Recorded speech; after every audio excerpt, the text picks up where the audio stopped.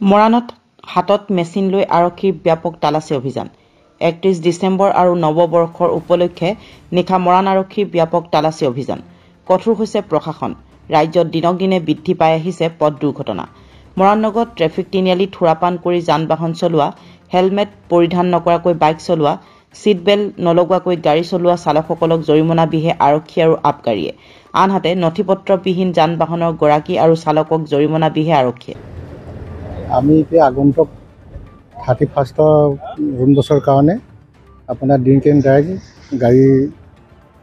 গাড়ী মটৰ যাতে জনসাধাৰণে ভালদৰে ৰাস্তাত যাব পাৰে তাৰ বাবে আমি নিজৰ আমাৰ কৰ্তব্য কৰি আছোঁ আৰু আমি অভিযান চলাই থাকিম। কিমানকে ফাইন কৰা হৈছে যিবিলাক ড্ৰিংক এণ্ড ড্ৰাইভ ধৰা পৰিছে? আমি তেনেকৈ আপোনাৰ এতিয়া তেওঁলোকে জানিব আৰক্ষী প্ৰশাসনে জানিব আমি ফাইনটো বিশেষ আমি কৰিব নোৱাৰোঁ। মদৰ বিৰুদ্ধে আমি চাইছিলোঁ আপোনাৰ মৰাণত এনেকৈ ধৰি লওক ৩-৪ লিটাৰমান মদ জব্দ কৰা পাইছিলোঁ। এই অভিযান চলিয়ে থাকিব অতিক্ৰম কৰিয়ে থাকিব আমি অভিযান চলাই থাকিম ইয়াৰ বিষয়ে। সুৰাপান কৰা লোক কেইজনক আজি পাইছে?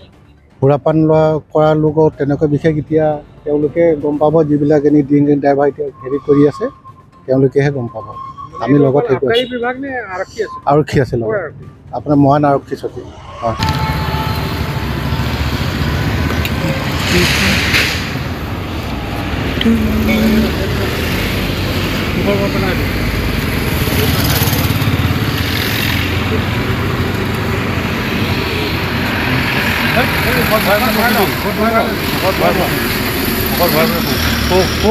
ফুকি থাক ইয়াত চাউণ্ড দিব নে ফুকি থাক।